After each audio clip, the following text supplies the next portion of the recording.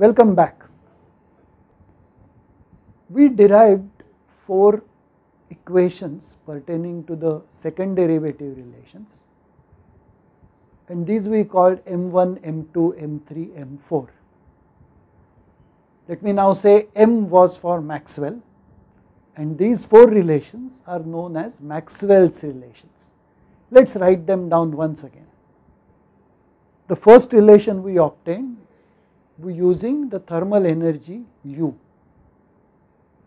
that was partial of T with respect to V at constant S equal to minus partial of P with respect to S at constant V. The second relation we obtained was partial of T with respect to P at constant S was equal to partial of V with respect to S at constant P. The third equation was partial of S with respect to V at constant T was partial of P with respect to T at constant V. And the fourth equation was partial of S with respect to P at constant T was equal to minus partial of V with respect to T at constant P. These 4 relations are known as Maxwell's relation. These relations are funny. They link some property relation to some other property relation. Sometimes surprising relation which we generally will not imagine. These relations help us find our way through many property relations which we seek, and in particular these 2 relations. There is no particular name or order for these relations. These 2 relations, the third and fourth in our list, are something special. On the right hand side, here as well as here, we have only P, V, T as the variables. So the right hand side of these equations depends only on the equation of state, which is the basic equation of state is a relation between pressure, volume and temperature. Okay.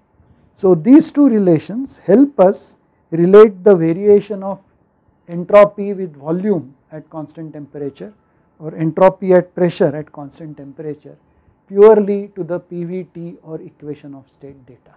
We will find these equations very useful. Now Maxwell's relations is the name given not only to these 4 relations but even their reciprocals. For example, you take this equation and using the partial derivative relation, that partial of x with respect to y at constant z equals reciprocal of partial of y with respect to x at constant z. Okay.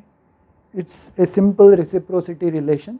Conditions are required for this. For example, the functions involved need to be continuous and the derivative should exist, but these conditions are almost invariably satisfied by the relations between thermodynamic properties. So generally we will use these purely mathematical identities to be applicable in thermodynamics.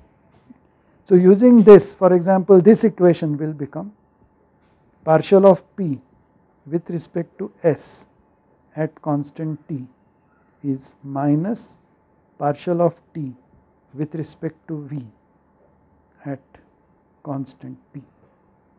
And similarly, you can write the reciprocal of this equation and this equation, and even those equations are generally called Maxwell's relations.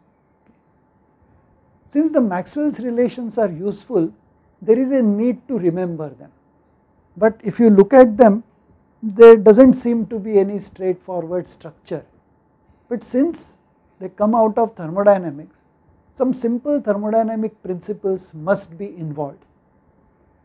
But before we come to that, we will take a mathematical detour to be comfortable with partial differentiation, partial derivatives and some relations between them. Thank you.